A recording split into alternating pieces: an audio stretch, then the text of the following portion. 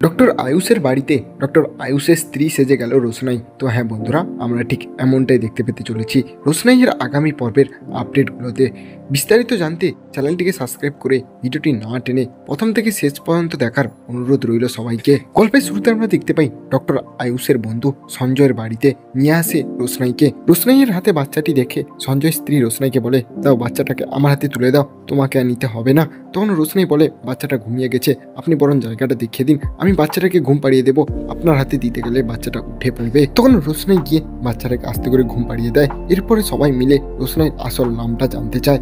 তখন রোশনাই মনে মনে ভাবে, আমাকে আসল নামটা কোনোভাবেই এখানে বলা যাবে না, আমি একটা নতুন পরিচয় এখানে বাঁচবো। ডক্টর আয়ুষ যখন লক্ষ্য করে অনেকক্ষণ হয়ে গেল রোশনাই নামটা বলছে না, তখন রোশনাইকে ডক্টর আয়ুষ বলে, আপনার যদি কোন নাম বলতে কোনো প্রকারের প্রবলেম হয় তাহলে বলতে হবে না, থাক। তখন রোশনাই বলে, এ বাবা না না, আমি আপনাদের নামটা কেন জানাবো না, আপনি আমার জন্য এত কিছু করলেন আর আমার নামটা শুধু আপনাকে বলতে পারবো না বলে রোশনাই বলে, আমার নাম আবিরা। তখন সঞ্জয় জানতে চায় তার আসল বাড়ি কোথায়, সে কোথা থেকে এসছে, তার আসল পরিচয় কি। এই সমস্তের উত্তরে রোশনাই একটাই কথা বলে, আমার এই পৃথিবীতে আপন বলতে কেউ নেই, আমি এই পৃথিবীতে সম্পূর্ণ একা। তখন সঞ্জয়ের স্ত্রী বলে, ডক্টর আবিরেরও তার স্ত্রী নেই, তার স্ত্রী একটা দুর্ঘটনায় মারা গেছে, তুমি ডক্টর আবিরের সাথে তার বাড়িতে চলে যাও, আর আমার যদি একটা কথা রাখো তাহলে তাদের বাড়িতে যেতে তোমার আর কোনো প্রবলেম হবে না। তখন রোশনাই বলে, কি কথা আর কিভাবেই বা মরল ডক্টর আবিরের স্ত্রী? ডক্টর আবিরের স্ত্রী প্লেন দুর্ঘটনায় মারা গেছে আর তার বাড়ির কেউই জানে না যে ডক্টর আবিরের স্ত্রী মারা গেছে। তখন রোশনাই অবাক হয়ে ডক্টর আবিরকে জিজ্ঞেস করে,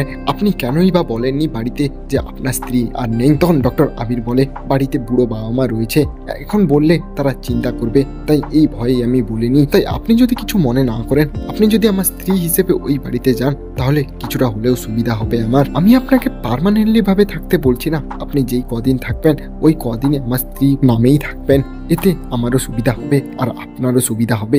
এইটুকু যদি আমার জন্য করতেন আমি খুবই উপকৃত হতাম। রোশনাই এই বিষয়ে প্রথমে কিন্তু বোধ করলেও পরের দিকে রাজি হয়ে যায়। তো হ্যাঁ বন্ধুরা, ঠিক এভাবেই ডক্টর আয়ুষের কথায় ডক্টর আয়ুষের স্ত্রী সেজে ডক্টর আয়ুষের বাড়িতেই উপস্থিত হয় রোশনাই। রোশনাইয়ের আর একটা নতুন জীবন শুরু হয়। তো হ্যাঁ বন্ধুরা, আমরা ঠিক এমনটাই দেখতে পেতে চলেছি রোশনাইয়ের আগামী পর্বের আপডেটগুলোতে। এমনটা হলে আপনাদের দেখতে ঠিক কেমন লাগবে তা অবশ্যই কমেন্ট বক্সে কমেন্ট করে জানিয়ে দাও। আর ভিডিওটি ভালো লাগলে অবশ্যই একটি করে লাইক করে চ্যানেলটিকে সাবস্ক্রাইব করে আমাদের পাশেই থাকুন।